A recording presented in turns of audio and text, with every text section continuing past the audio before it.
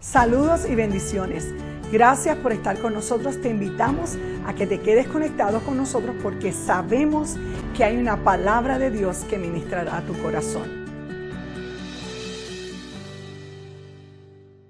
Desasosiegos afectan nuestro ser, afectan el ser el entorno de nuestra familia.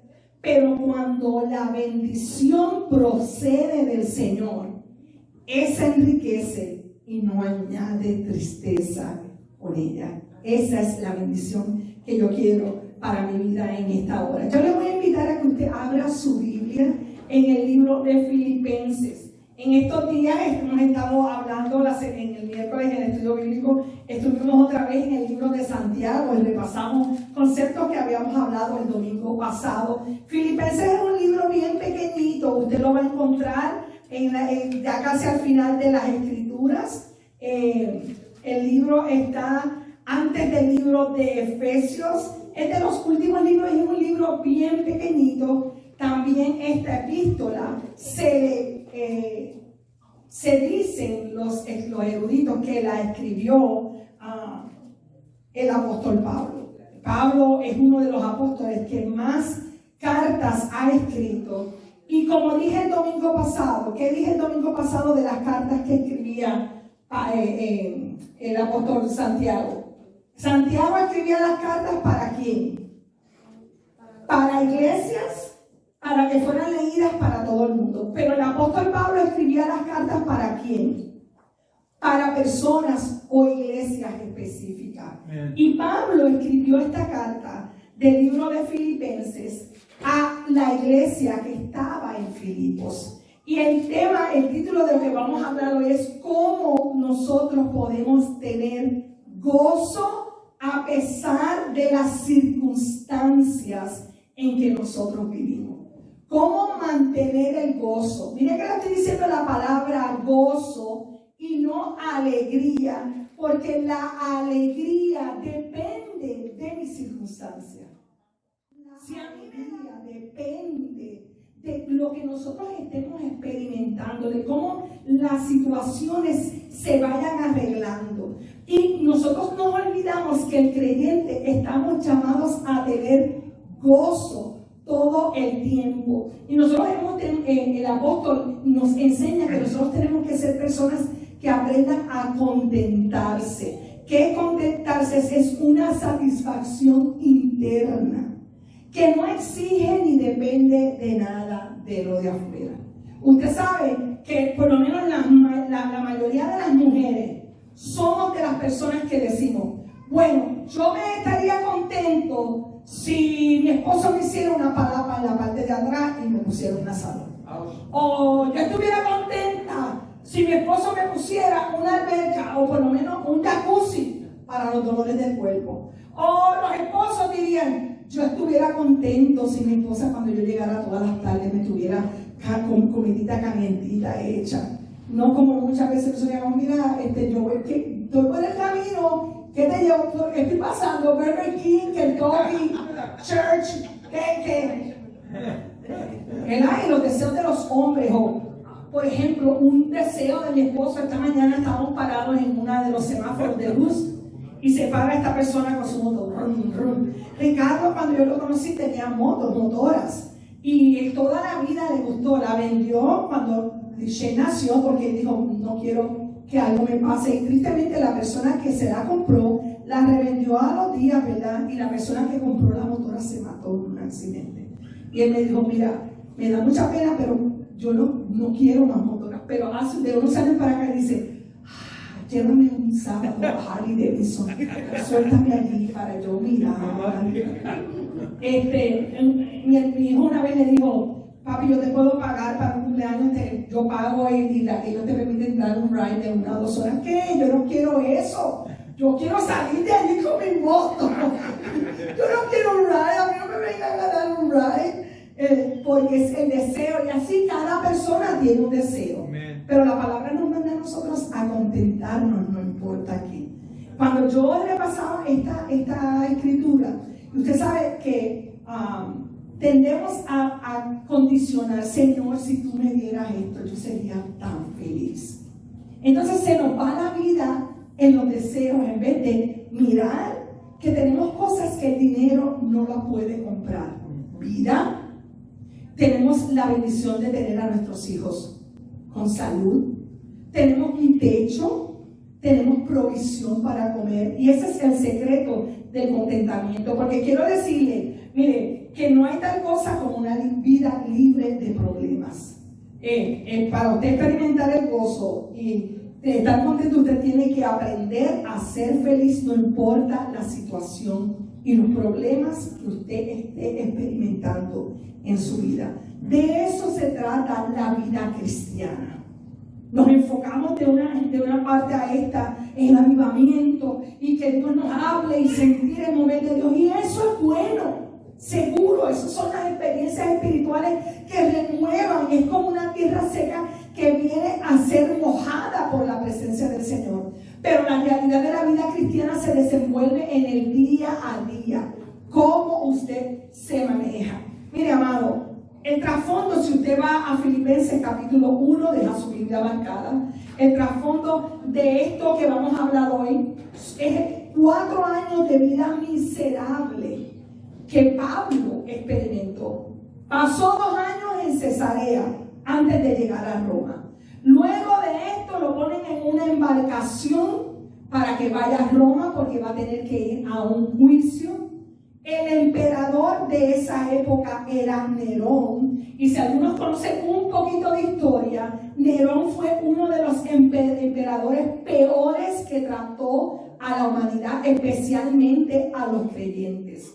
Él, por el puro gozo o la satisfacción, usaba a la gente cristiana como antorchas humanas para verla morir. Entonces Pablo está en medio de esta situación, 2 años preso, va en una embarcación, va a Roma, va a entrevistarse con Nerón, una persona que era implacable con los creyentes. De camino allá, la embarcación naufraga. Pablo tiene que nadar junto con las demás personas a una isla que se llamaba Malta, que era cerca de Roma. Allí una serpiente venenosa lo pica. La gente está esperando que se muera, no muere, y luego de todos estos problemas, allí llega a Roma y está en Roma, y han pasado 2 años de él estar preso,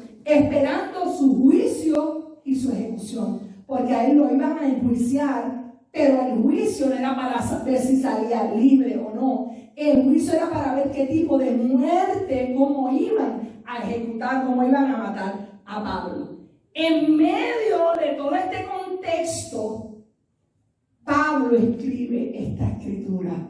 Y en Filipenses capítulo 1, 18, él, en medio de esas dificultades, él dice: en esto me gozo y me gozaré aún. Eso es tremendo. Que pues, que no obstante, de todas maneras o por pretexto, Cristo es anunciado, y en esto me gozo y me gozaré aún. ¿Cuál fue el secreto?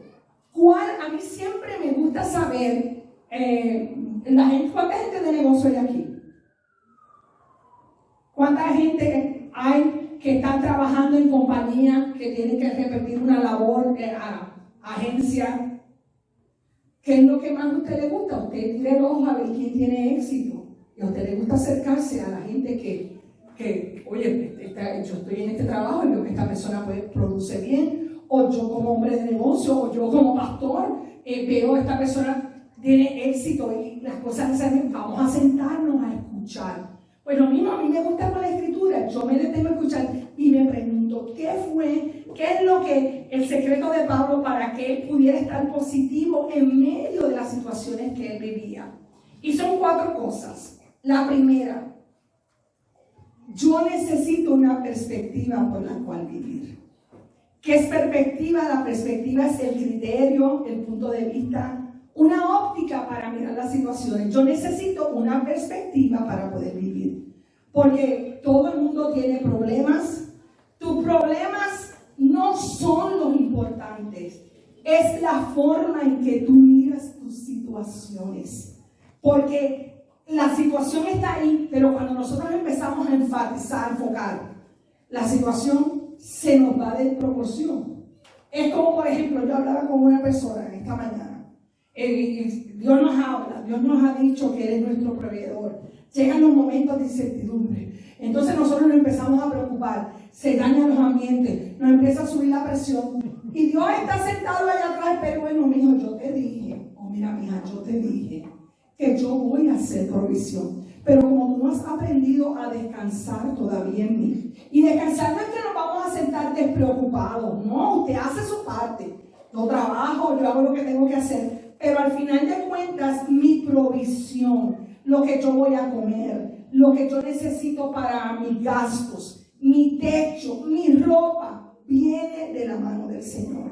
Y le decía yo a esta persona, mira, precisamente esta mañana en mi tiempo devocional, el Señor hablaba porque yo también soy muy preocupona. Por eso es que Dios empezó desde el año pasado con la palabra confianza. Confía. Y es un proceso. Ahora que voy viendo las situaciones y digo, gracias Señor, porque cuántas bendiciones tú me hubieras dado de un tiempo para acá si yo hubiera aprendido a descansar y a confiar. Que tú estás en control de todas las situaciones. Mire, porque es dependiendo como nosotros miremos las situaciones, es que las cosas van a suceder. Efesios 1:12 dice, quiero que sepáis, mire cómo él le contesta a esta iglesia, la perspectiva de Pablo ante las situaciones. Quiero que sepáis, hermano, que las cosas que me han sucedido han redundado más bien para el progreso del Evangelio. Qué cosa más tremenda. Pablo dice, si usted se da cuenta, podemos ver lo malo. En medio de lo malo y de lo peor, podemos ver lo bueno en medio de esas circunstancias. Pablo continúa en el versículo 13 diciendo, de tal manera que mis prisiones se han hecho patentes en Cristo en todo el pretorio y a todos los demás. El pretorio era el cuerpo completo de soldados. ¿Por qué? Miren, Pablo siempre, si usted estudia la Escritura, Pablo siempre quiso ir a Roma. Le decía al Señor, Señor, yo quisiera ir a Roma. Yo he ido a estas ciudades, a Éfeso, a Filipos, yo quisiera llegar a Roma, porque Roma es la capital del imperio, y yo quisiera hacer una cruzada allí y ganarme a mucha gente para ti. Pero no sucedió de la manera en que Pablo quería. Dios movió las cosas. Pablo llega a la ciudad de Roma. Entonces, ¿se imagina usted? Él estaba encadenado en su casa, él estaba con una guardia, como dije hace unas semanas atrás, continuamente. Los turnos de los guardias eran como los de la enfermera, de 12 horas. Él tenía los guardias de la ciudad al lado de él por 24 horas. Me puse a estudiar quiénes eran los que formaban la guardia de Roma. Y no era cualquier persona. La gente que estaba en posiciones altas dentro del gobierno de Roma, cuando se retiraban, como eran gente de confianza, eran los que ponían como guardias de la ciudad. Así que se imagina el plan de Dios. 24, cada dos turnos por día, 2 guardias por día, por 2 años consecutivos. Pablo tuvo a su lado la crema de Roma, del gobierno en la ciudad, ministrándole, formando a los futuros líderes. Aleluya. Y se podrá imaginar, en 2 años estas guardias escucharon la palabra, y esta palabra llegó a niveles grandes. La historia dice, Nerón no se convirtió, pero muchos familiares de Nerón conocieron el Evangelio, y yo creo que fue el resultado de la perspectiva que Pablo tuvo para vivir, porque en vez de estar amargado, aprovechó ese tiempo para ministrar a personas claves, y estas personas claves fueron portadores de la bendición del Señor a otras personas. Mire lo que dice el versículo 14, dice, y la mayoría de los hermanos, cobrando ánimo en el Señor, con mis prisiones, se atreven mucho más a hablar la palabra sin temor.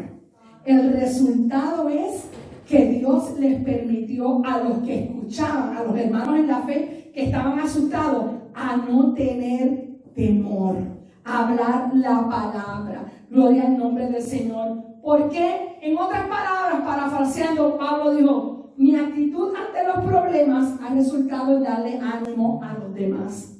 Porque el valor es contagioso. Así como la angustia, o cuando una persona en unos ambientes preocupados se carga los ambientes, cuando hay una persona optimista, alegre, eso es contagioso. Eso avanza, es ministración. Y otros creyentes fueron fieles y firmes en sus convicciones porque Pablo fue firme en la de él. ¿Qué lección tenemos que aprender? Número 1, que Dios siempre tiene un propósito. Segundo, ¿qué podemos aprender de la vida de Pablo? Que yo necesito una prioridad por la cual vivir. ¿Qué es una prioridad? ¿Alguien me puede decir? Ahora voy a hacer como el estudio bíblico. ¿Alguien puede decir qué es una prioridad? Algo que es importante. Lo más importante. Así es, lo que se considera que es una prioridad. Usted tiene varias cosas que hacer. Le hablaba yo los otros días a una persona: ay, yo estoy orando al Señor, que el Señor me enseñe a descansar a Él. Mira, que tú estás esperando, le diga a la persona, que le envíe un ángel y te diga cómo hacer. Te está enseñando a través de la palabra. ¿Y qué es lo que tú tienes que hacer? Descansa cuando tú pones las cosas sobre la mesa. Ok, tengo que hacer todas estas cosas. Vamos a ponerlas en el orden de prioridad. Como dijo la hermana, es importante, pero lo que es más importante. Entonces, lo que es más importante es lo que yo pongo en un principio. Y mire, yo quiero decirle que hace unos días yo tomé la decisión, de, por medio de las clases, se nos habla que cada creyente debe tener un Selah. ¿Saben lo que es un Selah? Selah en las Escrituras está mayormente en los Salmos. A veces usted lee los Salmos y al final Selah.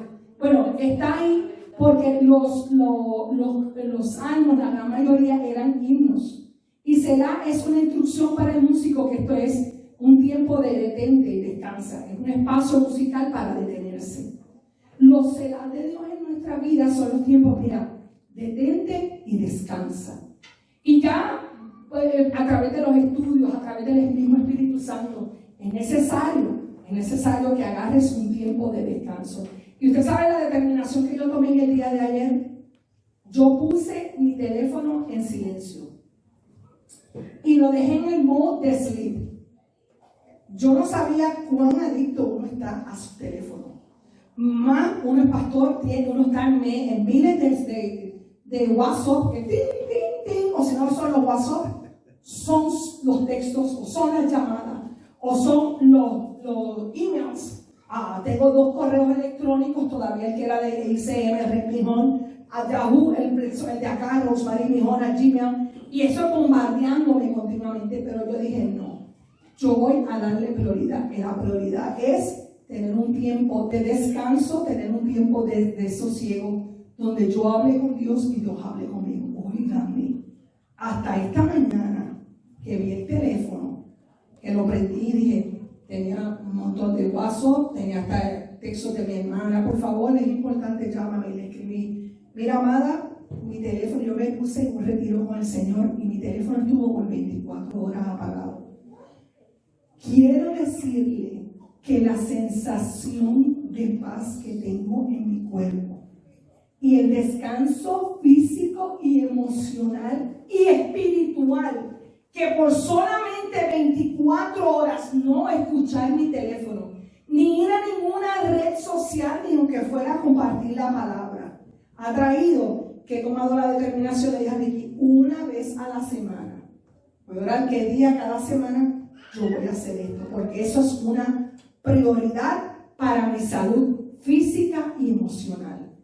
Si usted anda en una vida que no sé qué hacer, las semanas como que te tragan y te falta más tiempo, es que quieres hacer todo y respondes a las respuestas de todo el mundo en vez de poner tu vida en un orden y en una prioridad. ¿Qué es prioridad? Dios. Segunda prioridad, mi familia. Y las prioridades las decides tú, no las decide otro ser humano. Tú decides qué es prioridad. Tú eres quien tienes que distinguir en lo que es sin importancia o trivial y lo que es realmente importante. ¿Por qué? Porque yo tengo que vivir mi vida basada en lo que es prioridad. Tú tienes que decidir qué es importante en tu vida. Mire lo que dice el versículo 15 al 17 de Filipenses capítulo 1. Y dice: algunos a la verdad predican a Cristo por envidia y contienda, pero otros de buena voluntad. Los unos anuncian a Cristo por contención, no sinceramente, pensando añadir aflicción a mis pasiones, pero los otros por amor, sabiendo que estoy puesto para la defensa del Evangelio. Y el versículo 18, ¿qué pues? Que no obstante, de todas maneras, o por pretexto o por verdad, Cristo es anunciado, en esto me gozo y me gozaré aún más. ¿Por qué? Porque la decisión, la determinación de Pablo y la prioridad de Pablo era que el reino de Dios fuera expandido. Esa debe ser nuestra prioridad. Nuestras prioridades han cambiado. Muchos pastores o maestros, no los culpo, muchos porque no conocen la palabra a profundidad, han presentado un evangelio que se centra en el individuo. Y sí, Dios está para ministrar a nuestra vida individual, pero el deseo de Dios es que el evangelio, su reino, sea expandido. En Mateo 28, 19, cada cristiano nos tenemos que aprender ese versículo de memoria. Esas fueron las instrucciones: ir y predicar este evangelio a toda criatura. Al que creyere y fuere bautizado, este será salvo. Al que no, será condenado. Pero nuestra prioridad como creyentes es expandir el reino de Dios. ¿Cómo expandimos el reino de Dios? Viviendo y aplicando la palabra a su vida. Usted no tiene que tengo que saber esto o me tengo que saber una vez. Cuando tú agarras la palabra y los principios de la palabra dirigen tu caminar, tú eres un testimonio andante de la presencia del Señor en tu vida. Entonces, la gente se va a acercar a ti y tú puedes expandir el reino del Señor. ¿Cuál es la segunda lección? Concéntrate en lo que realmente importa. Tercero, necesito fuerzas para poder vivir. ¿Quiénes necesitan fuerzas de Dios en esta mañana? Necesitamos fuerza. Necesito fuerzas para seguir hacia adelante. A veces es una crisis tras otra crisis que nos va drenando, perdemos nuestras energías y fuerzas. Algunos han pensado: mira, ya sabes qué, ya yo no puedo más, yo voy a tirar la toalla. ¿Qué es tirar la toalla? Cuando los que les gusta el boxeo aquí, en el boxeo, cuando los que te están entrenando están atrás y el boxeador hace una señal, quien está en tu esquina, tira la toalla. Eso quiere decir, ya se rindió, ya no puede más.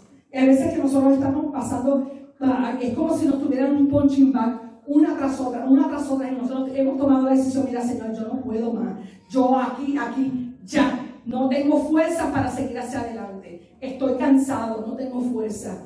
Tú necesitas una fuente de fuerzas. Mire, Isaías es uno de mis escritores favoritos y él establece: yo doy esfuerzo al cansado y multiplico las fuerzas al que no tiene ninguna. Tu fuente de fortaleza, de tu abastecimiento, de tu repuesto, es el Señor.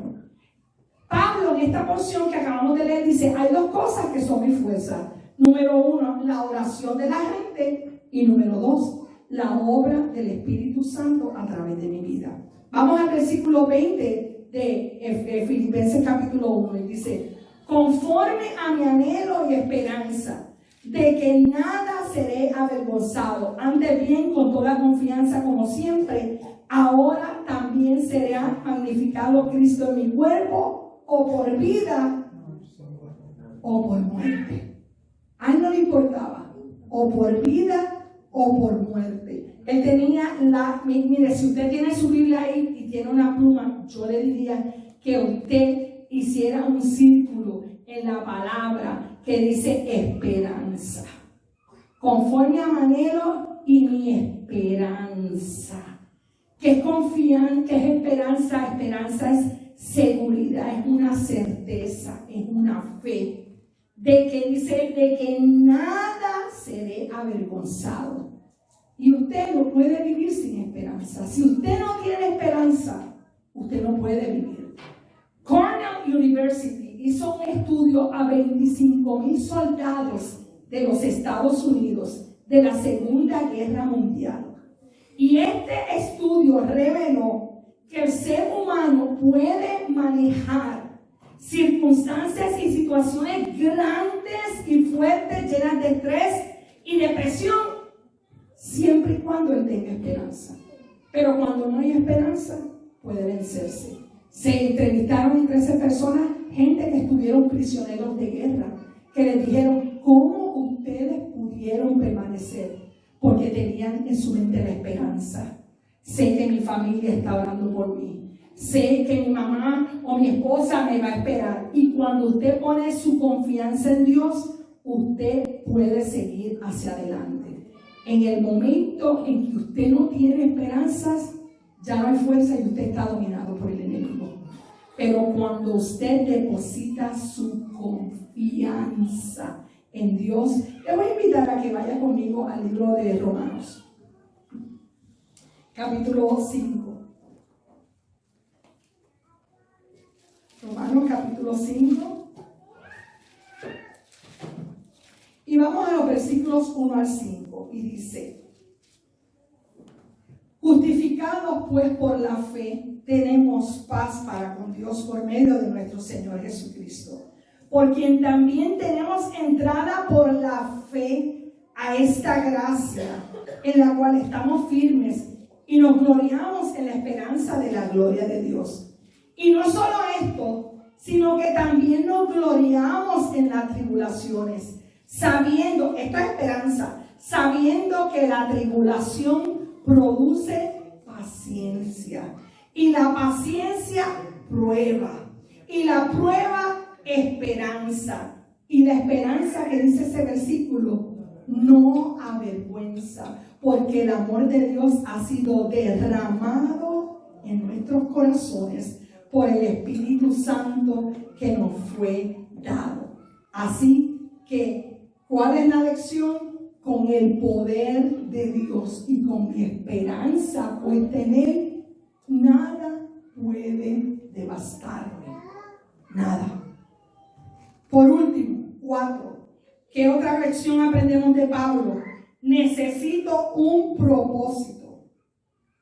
Necesito un propósito para vivir por el Señor. Pablo ya estaba cansado, ya estaba viejo. Ha estado 4 años consecutivos listo ya para esperar que lo mataran y para ir al cielo. Le han quitado todo en esos 2 años de encierro. Amigo, ministerio, libertad y privacidad, porque 24 horas al día él estaba velado por un guardia. Le han quitado todas las cosas, menos una cosa que ni a ti a mí nos puede quitar. No les quitaron su propósito para vivir. Y cada uno de nosotros tiene un propósito. Si usted va conmigo, el versículo 21 de la porción dice, para que así, vamos a Filipenses otra vez. Filipenses 1:21. Y dice, porque para mí el vivir es Cristo y el morir es ganancia. Gloria al nombre del Señor. ¿Qué quiso él decir? Mientras yo esté aquí vivo, yo tengo un propósito por el cual vivir, que es Cristo. Y si yo me muero, Dios cumplió mi propósito. Si alguien viniera donde usted ahorita y le hiciera una pregunta y la dejara en blanco, ¿Cuál es el propósito para vivir para Dios? Para mí vivir es... Mucha gente, mira, si yo saliera a la calle, estas son algunas de las contestaciones. Mucha gente diría, para mí mi vida son las posesiones. O sea, mi valor lo da porque yo he logrado alcanzar esto y esta ocasión. Otras personas pueden decir, para mí la vida son los placeres. Si tú te sientes bien, hazlo, no importa. Mira, cuántas personas he encontrado por ahí que nos dicen, lo importante es vivir. Olvídate, haz lo que tengas que hacer, que al cabo el diablo la paga al final. No la va a pagar el diablo y la vas a pagar tú también. El diablo nada más no la paga. Otros pueden decir, para mí la vida es poder, posición, prestigio, popularidad. Mire, no importa el prestigio que usted tenga ni la popularidad. Hay gente que sube como la espuma y baja. Pasa el tiempo y ya usted no se acuerda quién es. Y más en esta generación donde nosotros vivimos, que ahora todo el mundo es una personalidad por TikTok o porque hablan por todos los medios sociales y desaparece unos días y ya nadie se va a acordar quién es usted. El problema con las posesiones, los placeres y el poder es que no duran para siempre. No duran toda la vida, menos por la eternidad. Pablo tenía un propósito a largo plazo. Él miraba las cosas a la luz de la eternidad. Filipenses 3, 13 y 14 dice, hermanos, no digo que yo mismo lo haya alcanzado, lo que hago es olvidarme de lo que queda atrás y esforzarme por alcanzar y lograr lo que está delante para llegar a la meta y ganar el premio celestial que Dios nos llama a recibir por medio de Cristo Jesús. Tenemos una carrera por delante. Dios está extendiéndome. Esto es lo que tengo para ti. Por detrás tienen las presiones de la vida y estás tú entre yo quiero aquello, pero no quiero soltar esto. Pero tú tienes que tomar la determinación olvidando lo que queda atrás. Yo me voy a extender y voy a agarrar lo que Dios tiene para mí. El mejor uso que le demos a nuestra vida es invertirla en algo que durará para siempre. ¿Qué dura para siempre? Nuestros principios, nuestros valores cristianos y nuestra fe. ¿Cuál es la lección de una vida de gozo? Es el orden correcto. Poner las prioridades de Dios en el primer lugar. Le voy a pedir que se ponga de pie conmigo. Mire, yo estoy convencida que la gran mayoría y la razón por la cual las personas son infelices y deprimidas es porque su completa y total preocupación es en ellas mismas. ¿Qué es lo mejor para mí? ¿Qué es lo que me haría feliz? Esta es la generación de mí. Esto es lo que yo quiero hacer. Es que a mí lo que me hace feliz. Cuando nosotros aprendemos a tener un propósito mayor en nuestra vida que enfocarnos en nosotros mismos, tendremos una vida de gozo abundante. Recapitulando, recuerde que Dios tiene un propósito mayor para mis situaciones o problemas. ¿Tienes la perspectiva de Dios en tu situación y problema? ¿Estás mirando las situaciones desde la perspectiva de Dios? Dios tiene un propósito en cada una de tus circunstancias. A veces es para tratar con nuestro ser interno y cambiar áreas que tienen que ser cambiadas. ¿Necesitas una prioridad por la cual vivir? ¿Has aprendido a distinguir entre lo que es más importante y lo que debe tener prioridad? Mateo 6:33 nos dice, mas buscar primeramente el reino de Dios y su justicia. Y no dice alguna, dice, y todas las demás cosas serán añadidas. Así que concéntrate en lo que realmente cuenta. Necesitas fuerzas para poder vivir. Estás cansado porque todo este tiempo has estado tratando de resolver tus circunstancias y tus situaciones conforme al conocimiento tuyo. El Señor en esta mañana te dice, descansa. Has estado llevando una carga que no fue hecha para ti. Deposita en mí tus cargas y llénate de mi poder. Con el poder de Dios nada puede devastarme. Necesito un propósito para vivir. El secreto del gozo. Jesús primeros, los demás segundos y yo tercero. Y la única respuesta es vivir por Cristo.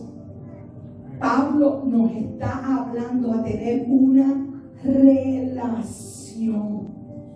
Usted no está aquí por un accidente en la tierra ni para llenar un espacio. Estamos para llevar a tener una relación con Dios.